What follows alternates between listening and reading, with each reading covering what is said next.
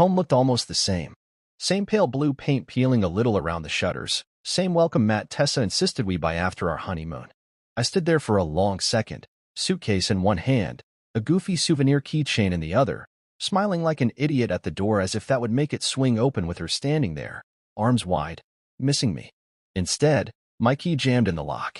I frowned, tried again, jiggled it the way you sometimes had to with old houses. Still stuck. Confused, I glanced up just as the porch light flickered on and the second-floor window creaked open. Tessa leaned out, smirking like a cat that caught the canary. Her hair was pulled back, her makeup perfect. There was no welcome in her face, no trace of the woman I'd kissed goodbye just a week ago. "Check your email," she called down, her voice cold and sharp enough to crack ice. "I just sent you the divorce papers. The house and the savings are mine now." No apology. No hesitation. Just cold, clipped efficiency, like she was reading off a grocery list. My heart didn't shatter. It didn't even crack. It just stopped, as if my chest had been scooped out and filled with dead air. I blinked up at her, mouth opening but no words coming out.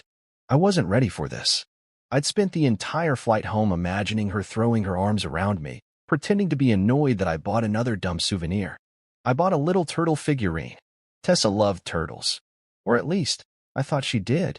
The screen door creaked behind me and out walked Sharon, Tessa's mother, in her ever-present lavender robe like she owned the damn place. She gave a little shrug, more bored than apologetic. Her new husband just moved in. They needed space, she said casually, like I was a UPS box left on the wrong porch. I stared at her, the words not even computing at first. New husband? Space? What the hell was happening? Was this a nightmare I hadn't woken up from yet? Martin, her father, lumbered behind her like a bodyguard that had long since stopped caring who he was guarding. He grunted, arms folded across his chest. "Don't be stupid. Leave," he barked, like I was some stray dog who needed to kick off the lawn. Every instinct screamed to fight, to demand answers, to force Tessa to come downstairs and explain how the woman who used to fall asleep curled against my chest had turned into a stranger barricading herself behind locked windows. But another part of me, quieter, older, maybe wiser, knew it was pointless. They weren't here for a conversation. They were here for a scene, and I refused to give it to them.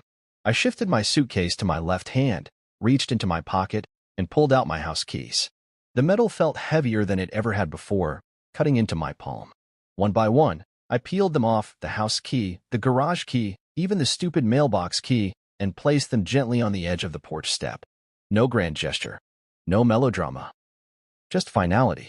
I looked up one more time, half hoping, half begging, that Tessa would lean out again, her face cracking, some shred of guilt leaking through.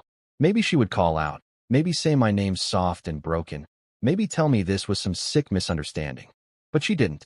The window snapped shut with a clunk that echoed louder than any slammed door ever could. The turtle keychain burned in my pocket. I wanted to hurl it at the window, to smash something, to leave at least one crack in the perfect little image she had built. But I didn't. Instead, I slipped my phone out, thumb trembling as I opened my email app. There it was. An email from Tessa Harlow, the subject line brutally bland. Divorce documentation. I didn't open it. I didn't need to. I turned and walked back down the driveway, suitcase wheels bumping over the cracks I had always meant to fix but never had. Past the flower beds we planted together one spring when life still felt light. Past the garage door where she used to wave goodbye every morning. Past the mailbox with our last name stenciled in cheap vinyl letters, Harlow now meaningless. At the curb, I hailed a rideshare, tapping my destination without thinking. Airport. One way. Anywhere but here. The driver didn't say much, which I appreciated. I stared out the window, watching the streetlight smear against the dark like tears on glass. Every mile away from that house felt like peeling off a layer of skin. It wasn't just a place. It had been my whole life.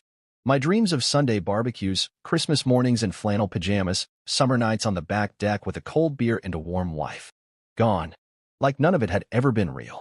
When we hit the highway, I allowed myself to look down at my phone again. I opened a flight app, scrolling numbly. Didn't care where. Didn't care how late. Just far. I picked a flight to a city I'd never been to before. Somewhere coastal. Somewhere anonymous. At the terminal, as I waited to board, I dug the turtle figurine out of my suitcase. Tiny, fragile, ridiculous. I set it carefully on the edge of a trash can and walked away without looking back. I didn't cry. I didn't yell. I didn't shatter into pieces. I simply walked away from the ruins of a life that had never been mine to begin with. The room smelled faintly of mildew and desperation. The kind of place where dreams went to suffocate, cheap floral curtains sagging under their own weight, a battered television bolted to a chip dresser. I dropped my suitcase onto the threadbare carpet and sat heavily on the edge of the lumpy bed, staring at the wall like it might offer answers. 1 week ago, I had a life, a home, a wife. Now I had a sagging mattress, a duffel bag of wrinkled clothes, and a gaping hole where my future used to be. The hum of the old air conditioning unit struggled against the humid air, a useless white noise that only made the silence louder. I pulled out my phone, my thumb hovering over my contacts. Micah Trent, my best friend since college. How many beers had we shared? How many late nights had we spent planning our futures, believing in the inevitable rise of everything we touched?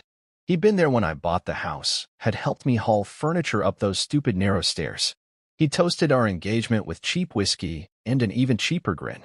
I wanted to call him, to hear his voice say something, anything, that would pull me out of this drowning feeling. But what could I say? Hey, Micah, remember how we always said hard work pays off? Turns out, it doesn't. Turns out you can build a whole life with someone and still end up a stranger outside your own front door. I set the phone down on the cracked nightstand, face down, like maybe that would stop the ache pulsing in my chest. Instead, I opened my email. I told myself I needed to be practical, to handle things like an adult.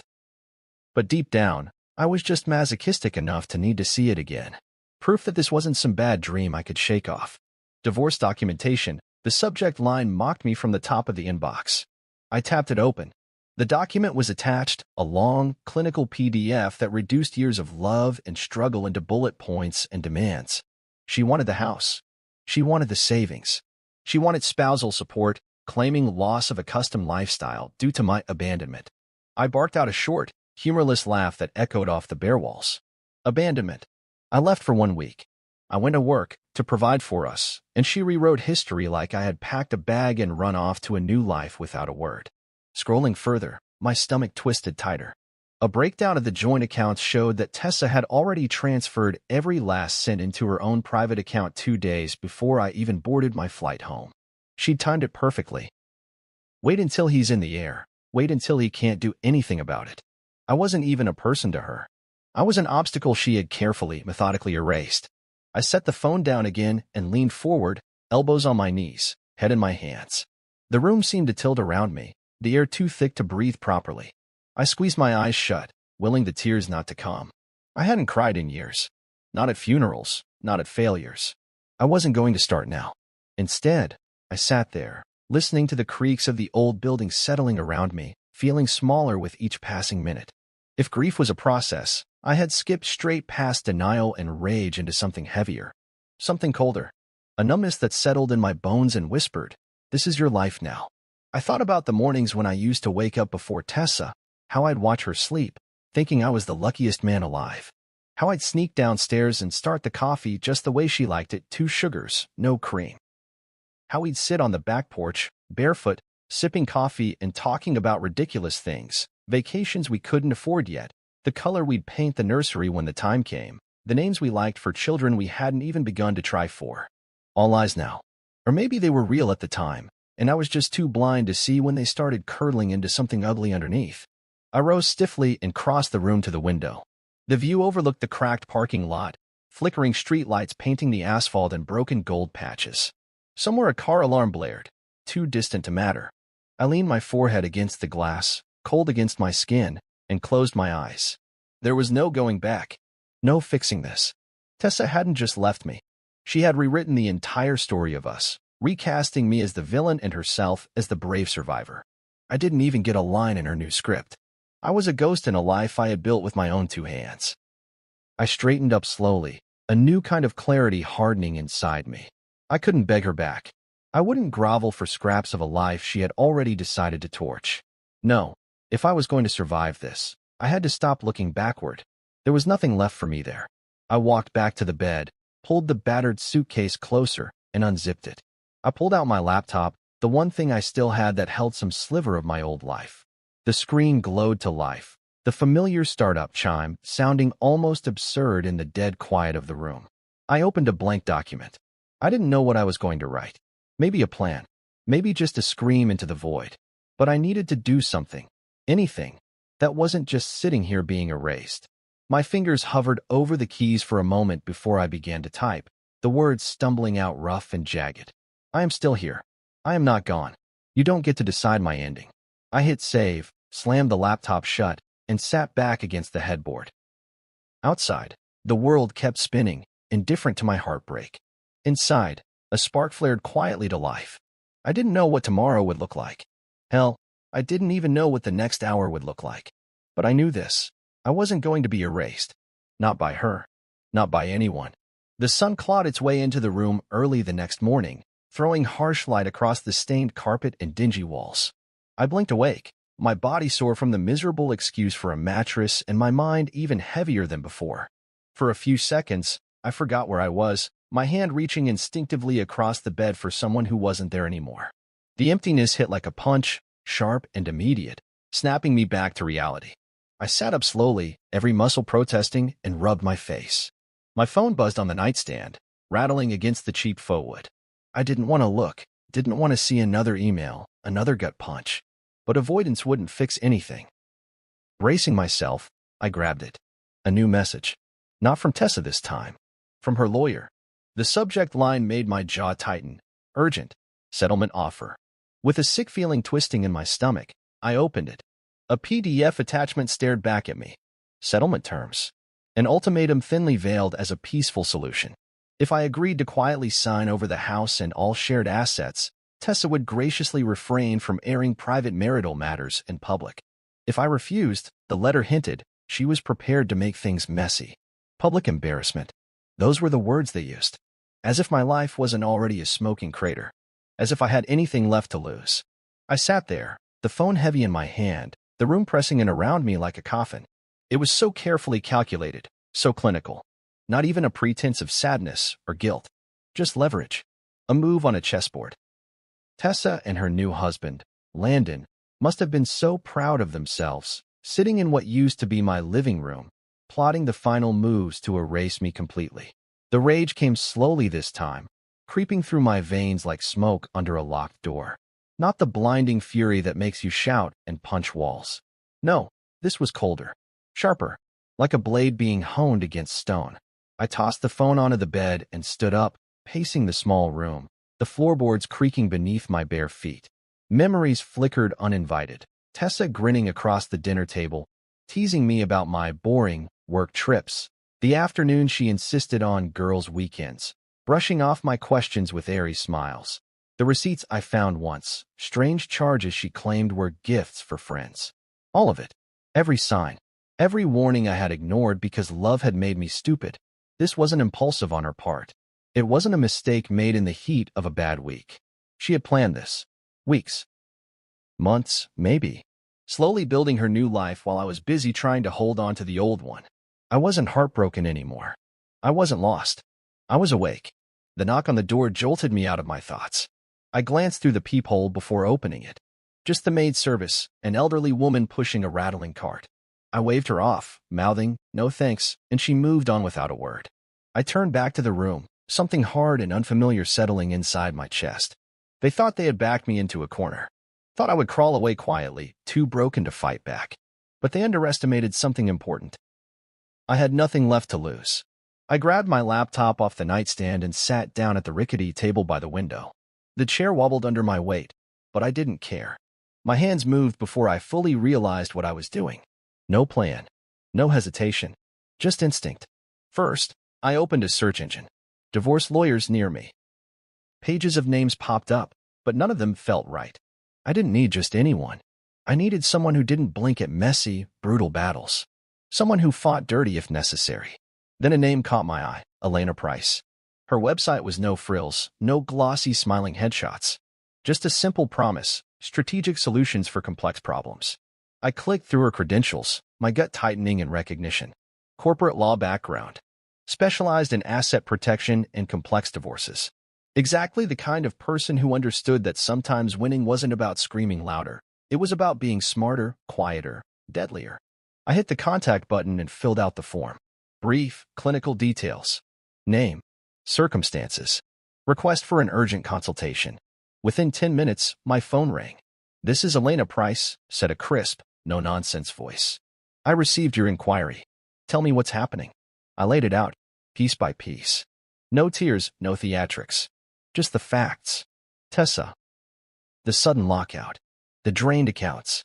The threat of public embarrassment if I didn't roll over. She listened without interrupting, and when I finally ran out of words, there was a beat of silence.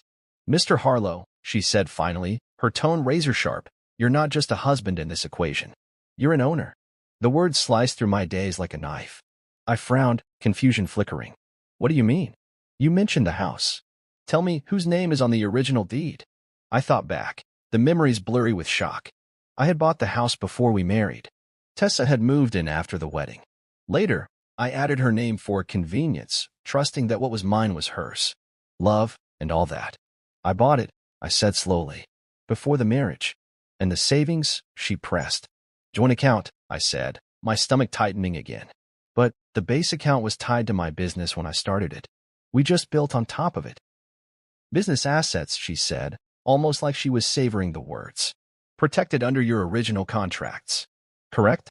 I nodded, though she couldn't see it. My heart started to pound differently now, not from fear, but from something wilder. Hope.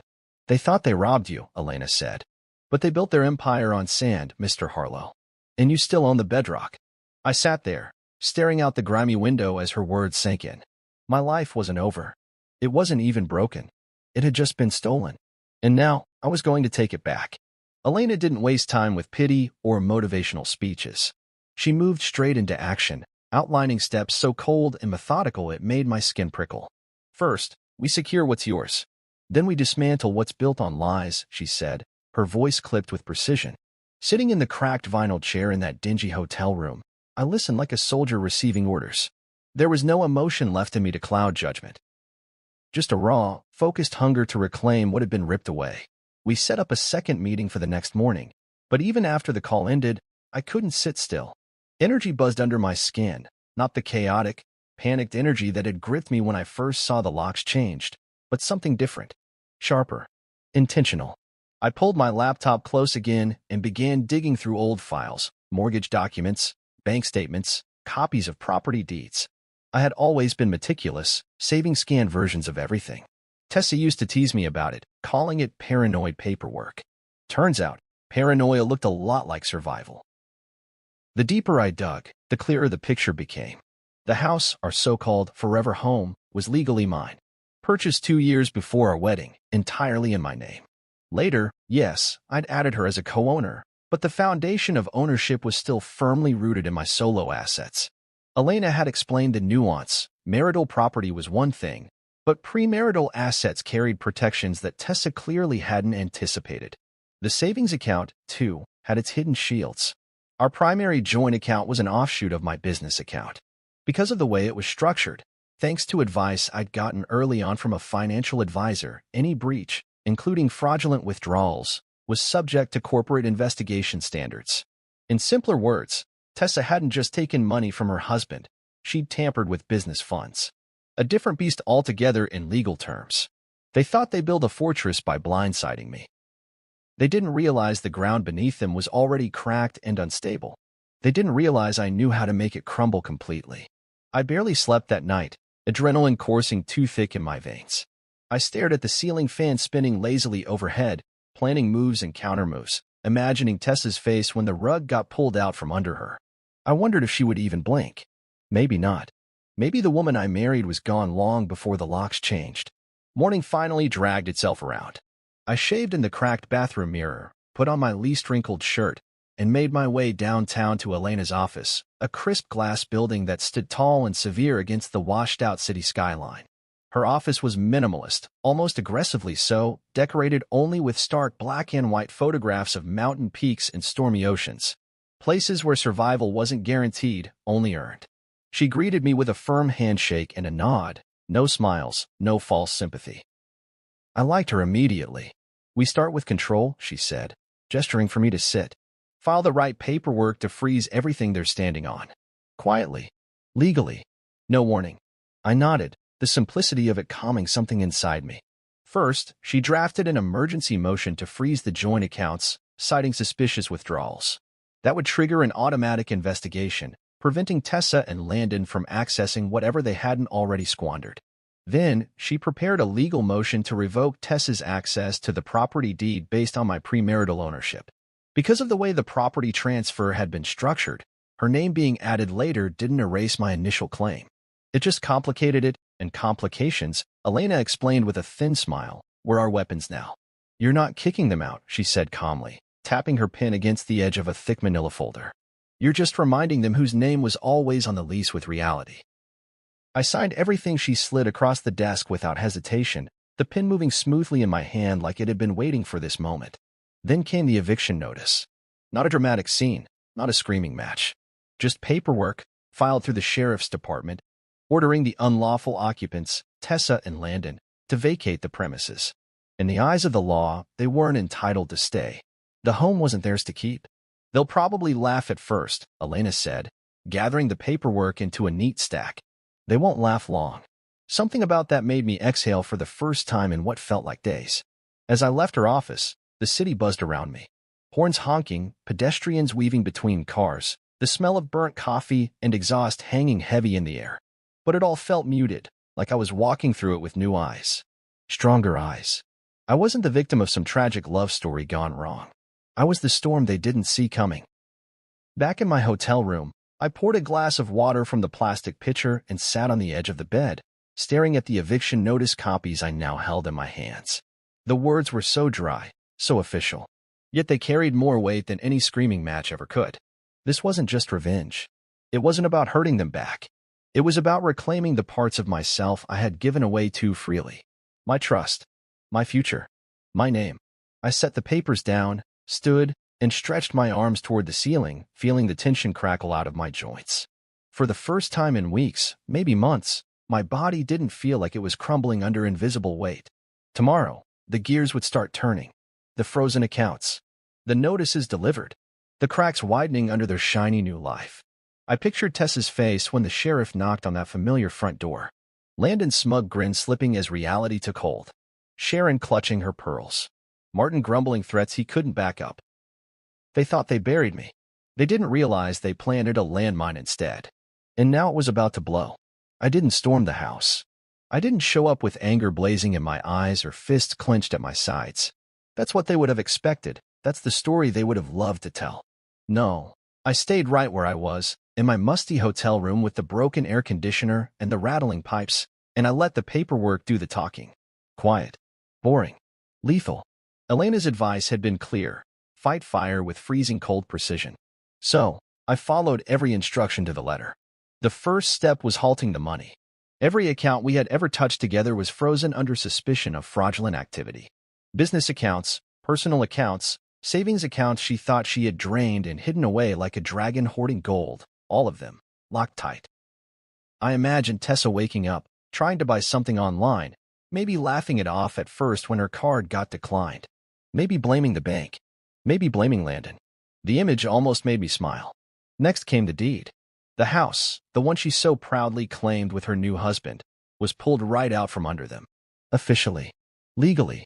I had filed to revoke her right to claim it as marital property based on the original purchase date and Elena's airtight strategy. They wouldn't get a warning. They would simply receive a notice. You are no longer welcome here. I filed everything. Waited. Let the system churn in my favor. Meanwhile, I stayed invisible. No social media rants. No late-night drunk texts. No angry phone calls. Silence became my armor. Let them wonder. Let them stew. Let them underestimate me for just a little while longer. It didn't take long for the first ripple to hit. I received a notification 3 days after filing. Joint accounts officially frozen, pending investigation. The bank confirmed it, politely, impersonally.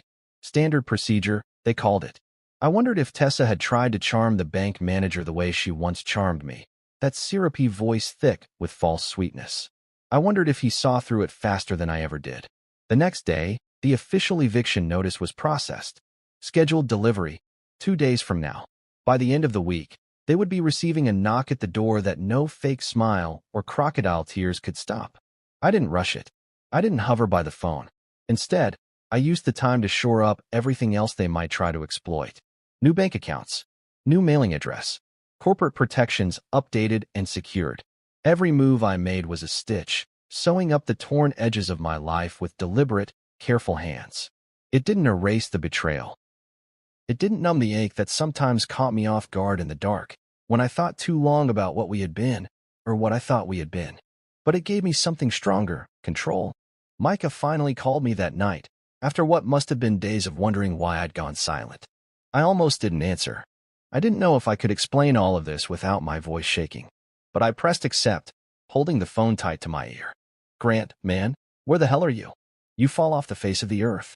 I closed my eyes, letting the concern in his voice soak into some part of me I hadn't realized was still raw. I'm good, I said, my voice steady. Just dealing with some things. You need anything, you call me, all right? Don't be a dumbass hero.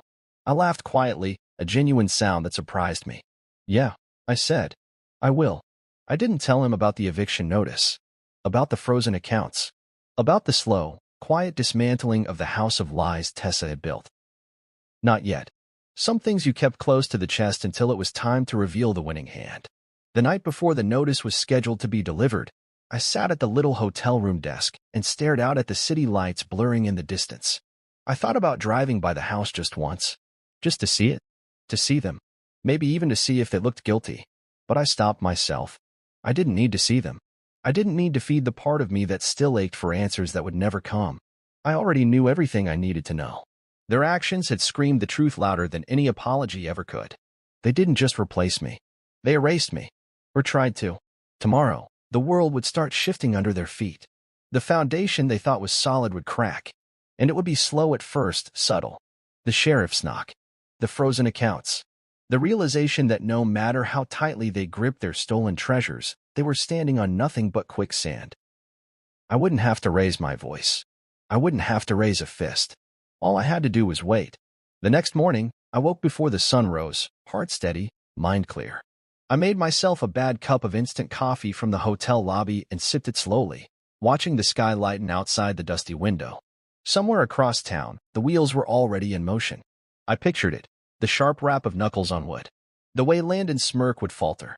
The way Tessa's face would twist, scrambling for charm, for manipulation, for anything that could buy her a reprieve. But paperwork didn't care about smiles. It didn't flinch under tears. It didn't hesitate when lies ran dry. By the time the sun climbed fully into the sky, the house would no longer be theirs. And the best part? I wouldn't even have to be there to see it. Some victories tasted sweeter when you knew they never even saw you coming. I didn't see it happen firsthand, but the calls started before noon. Missed calls. Texts. Voicemails.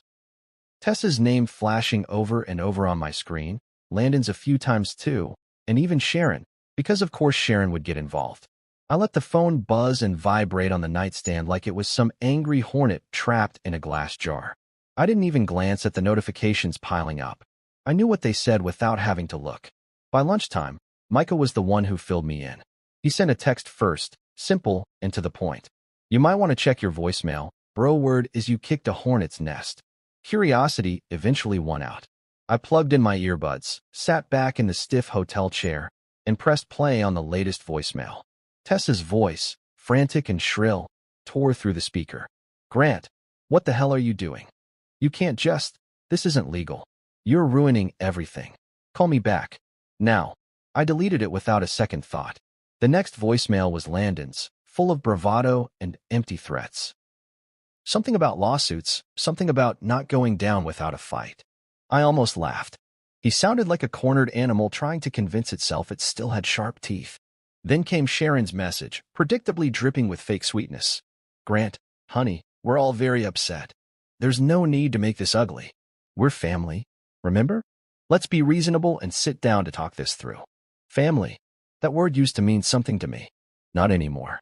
By mid-afternoon, I got confirmation from Elena that the eviction had been executed.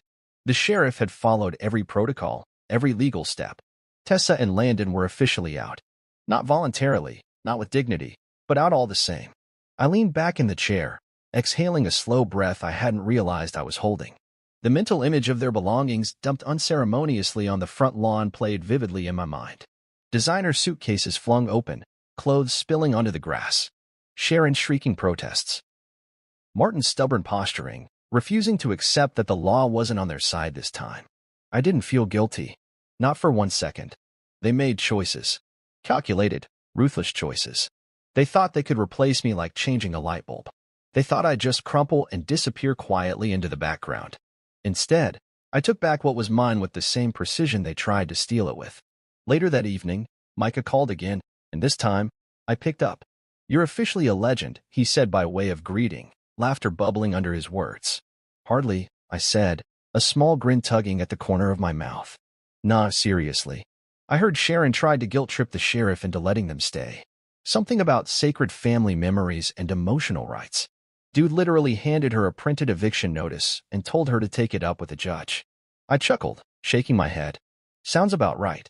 And Landon, man?" Micah's voice trailed off, like he was savoring the best part. "Word is, he tried to get aggressive. Sheriff threatened to cuff him if he didn't back off." I leaned forward, elbows on my knees, savoring every word. "Good. Let him sweat." Micah's tone softened. "How you holding up? Really?" I hesitated, searching for an honest answer. I thought it would feel hollow, I admitted. "You know, after everything. Revenge or whatever. But it doesn't. It just feels fair."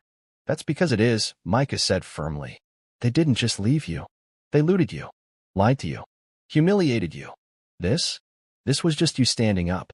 I nodded, even though he couldn't see me. Standing up. God, it felt good to stand tall again. After we hung up, I spent a long time just sitting there in the quiet, letting it all settle. The fight wasn't over yet. I knew that. Tessa wasn't the type to go quietly, and neither was Landon. They'd try something. Maybe a lawsuit. Maybe some kind of smear campaign. Maybe crocodile tears on social media about how they were the real victims. I could almost hear the sob stories forming already. But now, I wasn't reacting. I was planning. I opened my laptop again, pulling up the next batch of documents Elena had sent. Legal countermeasures, prepared for every possible tantrum they might throw. Restraining orders if needed. Defamation suits ready to file if they started lying publicly. Every move they made from here on out would be met with quiet, calculated force. This wasn't just about taking back my house or my money. It was about taking back myself. I clicked through the files, signing where needed, my signature steady and sure. No hesitation. No fear. They kicked me out of my own life thinking they'd broken me. They didn't realize all they'd done was free me from illusions. Around midnight, I finally turned off the lamp, slid into the creaky bed, and stared up at the cracked ceiling. For the first time in what felt like forever, the darkness didn't feel suffocating. It felt clean. Empty, yes, but empty like a blank canvas. A space I could rebuild in my own image, on my own terms. I let my mind drift to the house that would soon be back under my complete control. What would I do with it? Sell it? Burn it down and rebuild from scratch? Maybe neither. Maybe just walk away and let it rot, a monument to what betrayal cost. The important thing was that the choice would be mine, not hers, not theirs, mine. And that was a kind of power they would never understand. The morning after the eviction, I woke to a phone vibrating so hard it nearly fell off the nightstand. At first, I thought it was the hotel wake-up call I hadn't asked for, but when I blinked awake and glanced at the screen, I realized it wasn't the hotel. It was an avalanche of notifications. Texts, missed calls, emails. The first text I actually opened was from an unknown number, the message short and furious. "You'll regret this." I stared at it for a second, unbothered. I didn't even bother blocking the number. Let them burn their energy trying to rattle me. I had built a thicker skin than they realized. Scrolling through the rest, the pattern became obvious. Tessa, Landon, her parents, even a few old mutual friends I hadn't heard from in years, people who suddenly had an opinion now that drama was unfolding publicly. The messages weren't just angry, they were desperate, slippery, full of half-truths and spun narratives. By noon, it spilled over to social media. Tessa posted first, a heavily filtered selfie, eyes big and watery, captioned with vague emotional manipulation. Betrayal cuts deepest when it comes from the ones you trusted most. Prayers for healing in these hard times. #healing, #faith, #family. I almost laughed out loud. Prayers? Tessa hadn't stepped foot in a church since we got married, and even then, it was only because her mother insisted. Scrolling further, I saw Landon's pathetic attempt at a rebuttal, a shirtless gym selfie with the caption, "When you stay strong even when snakes bite. Loyalty over everything. #blessed." It was almost impressive how quickly they painted themselves as victims. A well-rehearsed dance of self-pity and virtue signaling. And judging by the comments flooding in, some people bought it. Acquaintances, distant family, even a few mutual friends we barely saw anymore, all offering sympathy and support. It should have made me angry. It didn't. It made me disgusted, sure. But mostly, it made me focused. Because this wasn't just them crying out into the void. This was the beginning of the second phase. When victims get loud, they weren't winning. They were panicking. I forwarded screenshots to Elena. 5 minutes later, she replied, "Let them post. Every word becomes evidence if needed. Stay silent. Stay smart." And so, I did. I didn't respond. I didn't comment. I didn't post some long, angry status defending myself. I simply watched. And the more I stayed quiet, the louder they got. By the next day, Sharon had joined the pity parade. A long, rambling post about family values and unjust cruelty, painting herself as the matriarch under siege. She even included a few old family photos, me, smiling awkwardly at barbecues and birthdays, now repurposed as ammunition against me. Martin didn't post anything, predictably. He wasn't the type to whine online. But apparently, he made a few loud, drunken complaints at the local bar that Micah's brother overheard. Threats about taking back what's ours and showing that little punk what real men do. Empty bluster. Hot air. Still, I documented everything. Screenshots, voice recordings, anything that could be used later if they decided to escalate. The legal battles were already brewing. Elena called me that afternoon, voice crisp and energized. "They're filing multiple suits," she said without even needing to introduce herself. "Emotional distress, wrongful eviction, asset theft, defamation." I sighed, unsurprised. Throwing everything they can at the wall? Exactly. Hoping something sticks. It's typical when people realize they're cornered and can't win with facts. I leaned back in the rickety chair, rubbing the back of my neck. "What's our move?" "Simple," she said. "We counter each one. Calmly. Precisely. With documented proof." She outlined the plan like a general preparing for battle. Proof of property ownership before marriage. Proof of unauthorized account transfers. Proof of communication showing premeditated fraud. Every suit they filed would be met with a counter so solid, so suffocating, they'd wish they had never tried to crawl into court at all. "They want a war," Elena said. "Let's give them a burial." Her confidence bolstered me. It reminded me I wasn't fighting alone anymore. I had power behind me now, not just righteous anger. As night fell, I sat by the window, watching the headlights blur past on the road below. A piece of me mourned what all of this meant, that the life I thought I was building had truly died, not with a bang, but with 1,000 quiet betrayals. 1,000 small selfish choices that Tessa, Landon, Sharon, and Martin had made long before I even knew I was supposed to be bleeding. But another piece of me, the piece that was still breathing, still clawing forward, felt something else. Relief. No more pretending. No more walking on eggshells. No more carrying people who were perfectly happy to carve me apart the second it suited them. This wasn't the end of my story. It was just the end of their chapter in it. And as the lawsuits piled up, as their carefully crafted image of victimhood started to collapse under the weight of real evidence and real consequences, I realized something even sweeter. They hadn't just lost the house. They hadn't just lost the money. They lost the right to ever define me again. I wasn't their villain. I wasn't their scapegoat. I was the one thing they never thought I'd be. Free. The courtroom wasn't what I expected. It wasn't grand or intimidating like the ones you see in movies. It was small, almost cramped, with worn wooden benches and scuffed floors that smelled faintly of lemon cleaner and old paper. The air buzzed with a low murmur of voices, a symphony of whispered arguments and nervous energy. I sat at the table beside Elena, hands folded neatly, my pulse steady for the first time in months. Across the room, Tessa perched between her lawyer and Landon, looking like she was auditioning for a tragic heroine role. A soft, conservative blouse. Minimal makeup. Eyes glistening just enough to catch the light. It was a performance. I could see it in the stiff way she dabbed at imaginary tears, in the way she clutched Landon's hand tightly enough to turn her knuckles white. Landon, for his part, looked smug. That oily grin stretched across his face, the kind that made you want to wipe it off with a closed fist. He whispered something in Tessa's ear, and she smiled weakly, perfectly timed for maximum sympathy from the handful of people in the room who didn't know the full story. Sharon and Martin sat a few rows back, whispering furiously to each other. Sharon wore a huge brooch that sparkled every time she shifted dramatically in her seat, as if she wanted the judge to notice her distress from across the room. I didn't flinch when they caught sight of me. I didn't wave. I didn't glare. I just sat there, calm and still, a rock against the tide of their chaos. When the judge entered, everyone stood, the scraping of chairs loud in the tight space. I kept my eyes forward, hands loose at my sides. This wasn't an emotional battle. It was a strategic execution. Elena had made that clear in the days leading up to this hearing. Facts win. Drama loses. Tessa's lawyer started first, weaving a dramatic story about a loving wife abandoned by a cruel, selfish husband who maliciously stole her home and her future. He spoke in soothing, somber tones, painting me as the villain with carefully chosen phrases: betrayal of trust, unfair deprivation, emotional devastation. It would have been impressive if I didn't know the truth. When he finished, Elena stood. No fanfare. No theatrics.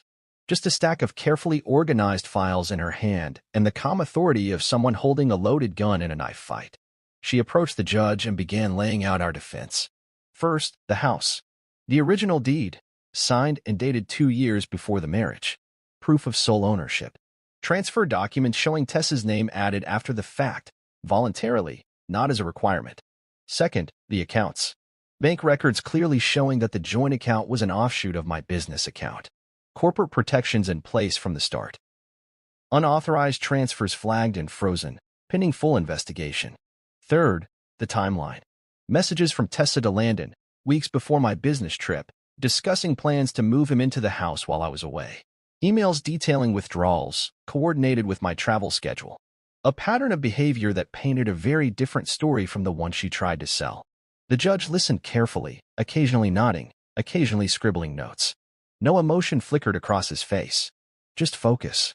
When Elena finished, she handed over a thick packet of evidence, organized so meticulously that even I felt a swell of pride watching her work. Tessa's lawyer tried to object. He tried to pivot.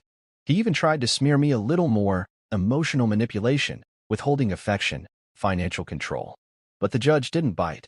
He simply raised an eyebrow and asked, "Do you have documented proof to support these claims?" The lawyer hesitated, floundered, stammered something about witness testimony and emotional trauma. The judge leaned back in his chair, unimpressed. "Emotions are not evidence," he said flatly. "Facts are." Tessa's face began to crumble, her performance slipping. Her eyes darted around the room, looking for sympathy she wasn't finding. Landon's smug grin tightened.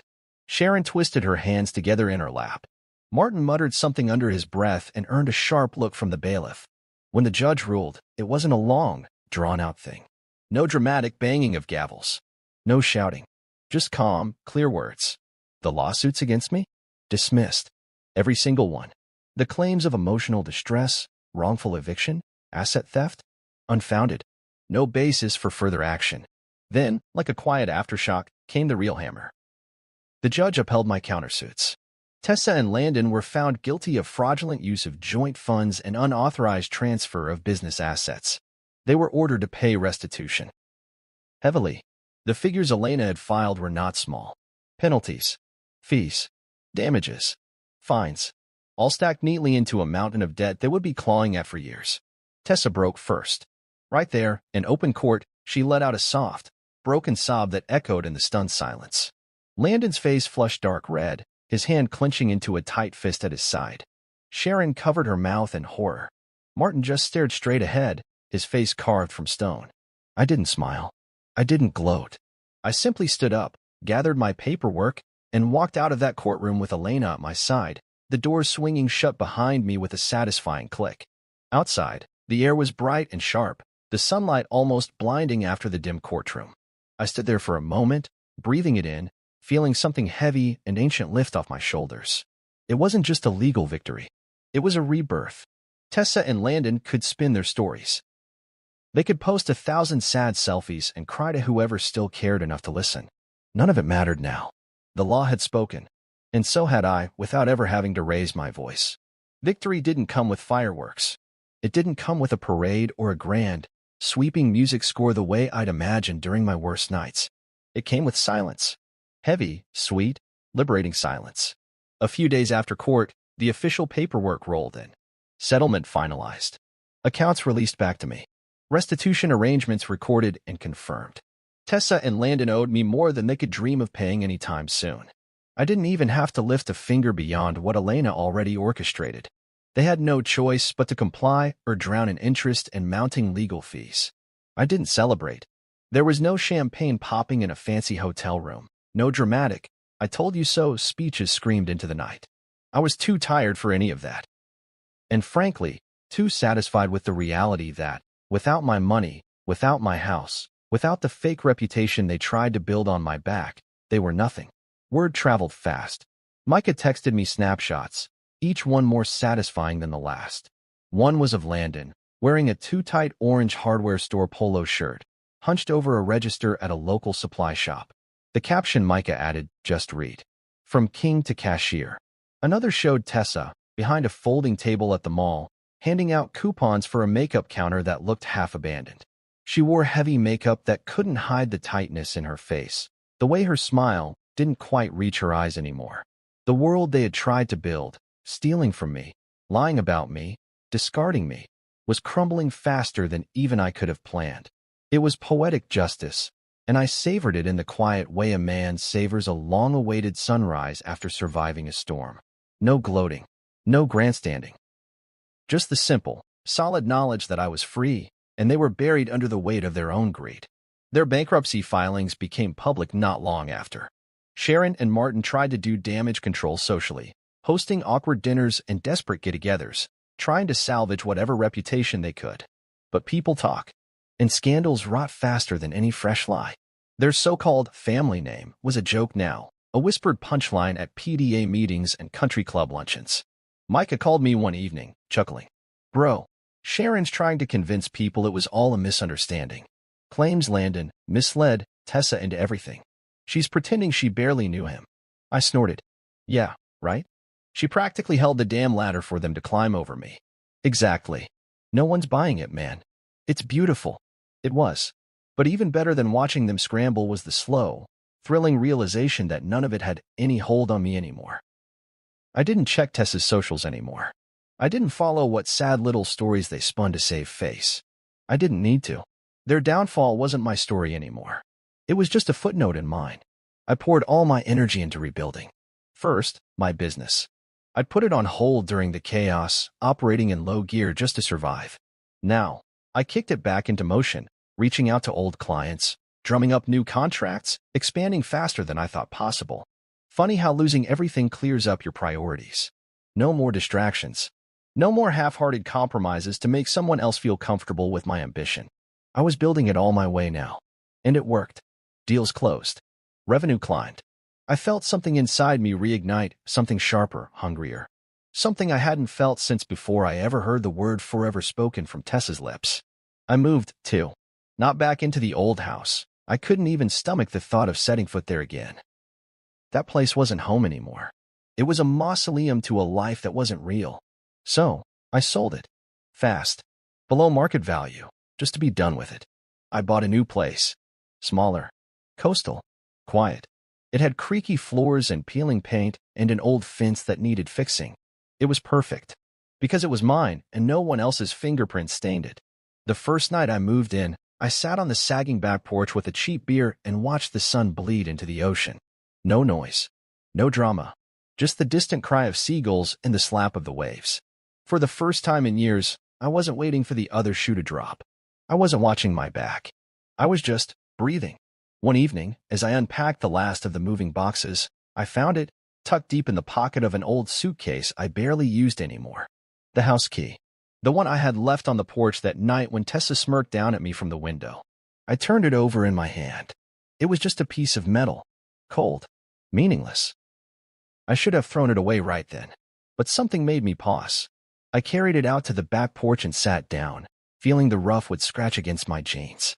I held the key up against the fading light of the sunset, squinting at it like it might reveal some secret. All it revealed was how light it felt now. How powerless it was. It was never about the house. It was never about the money. It was about what I gave away inside those walls: trust, hope, loyalty. And now? Now I had all of that back.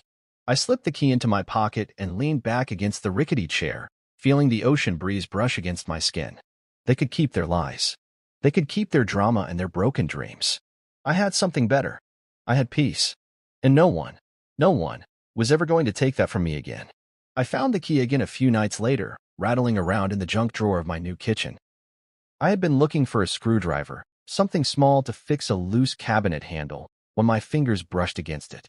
I pulled it out and stared at it for a long moment, the metal cool against my skin. It looked so harmless now. Just a worn-out house key attached to an old turtle keychain. The same stupid little souvenir I had bought for Tessa on that last business trip. Back then, it had meant something, at least to me. Now it was just a ghost, a relic from a life that no longer existed. I flipped it between my fingers, considering it. For a second, I thought about throwing it into the ocean. It would be poetic, letting the waves carry it far away, sinking it into a place where it could never float back to haunt me. But then I smiled to myself, a small, private smile. I didn't need grand gestures anymore. I didn't need symbolism. The truth was simpler. That key didn't hold anything over me. It was just a piece of scrap metal. Just like that life was just a shell, hollowed out long before I ever knew it. I tossed the key back into the drawer without ceremony and pushed it closed, though it's scraping against its frame. Let it stay buried under batteries and rubber bands and broken pins. Let it gather dust. It didn't deserve anything more. I had my own keys now. Keys to doors I chose. Doors that opened into spaces where I didn't have to beg to belong. My new house wasn't fancy. It didn't have the polished hardwood floors or the carefully curated Pinterest-worthy decor that Tessa used to obsess over. The walls needed a fresh coat of paint. The roof could use patching before the next heavy rain. The yard was a mess of weeds and cracked paving stones. But when I crossed the threshold, when I turned the knob and stepped inside, it was mine. Every imperfection, every creaking floorboard, every scratch on the window pane, it all belonged to me. And somehow, that made it feel more real than anything I'd had before. I didn't have to pretend anymore. Not about who I was. Not about what I wanted. Not about who stood beside me. Because for now, it was just me, and that was enough. Work kept me busy. Calls. Contracts. Planning meetings. I threw myself into it, not to bury the past, but to build something new, something stronger. The kind of life that wasn't built on borrowed dreams or whispered lies. Some evenings, after the laptop closed and the emails stopped buzzing, I sat out on the back porch with a drink in my hand and the stars sprawling out overhead, and I let the quiet settle in. It wasn't a loneliness that gnawed at me. It was a quiet that soothed. A quiet that reminded me that peace wasn't something you found in other people. It was something you built yourself. Tessa never reached out again after the final judgments were handed down. Landon didn't either. Their social media pages dried up slowly, the attention they craved evaporating like water on hot pavement. The world moved on without them, and I moved on without needing to know where they landed. Micah visited sometimes, dragging me into town for beers and cheap burgers, laughing too loud and talking about everything except the past. He never pitted me, and I never needed him to. We just existed, side by side, two men who had learned a little more about how fragile and how resilient the human heart could be. "You ever gonna date again?" he asked me once, half teasing, half serious, a fry dangling from his hand. I shrugged, smiling around the lip of my beer bottle. Maybe, maybe not. I'm not in a rush. He nodded like he understood, and I think he really did. Some wounds needed more than just time. They needed space. They needed silence. They needed a foundation rebuilt with your own two hands, not handed to you wrapped in a bow of promises someone else could cut at any moment. Love, if it came again, would have to meet me here, where I was already whole, already steady, not trying to fill an empty place, but offering something new to grow on top of solid ground. And if it didn't come, I'd still be standing. One night, a month or two after settling in, I found myself digging around that same kitchen drawer again, looking for a stray pin to sign a stack of delivery receipts. My fingers brushed against the turtle keychain once more. I pulled it out, held it up to the light, and smiled without sadness this time. It was a reminder now, not a weight. A reminder that sometimes the life you think you're building isn't meant to last. A reminder that some doors are meant to close, no matter how hard you bang your fist against them. A reminder that losing everything doesn't mean you've lost yourself. I opened the back door, feeling the cool night air sweep into the kitchen, and walked outside. The stars were out again, thick and brilliant above the quiet town. I held the key for one last second between my fingers, then dropped it into the old flower pot sitting empty on the porch. Let it rust there. Let it disappear into the soil. I had better things to hold on to now. Turning back into the house, I closed the door gently behind me, locking it with the key that mattered. The key to my real life. The one I built with blood and scars and stubborn, breathless hope.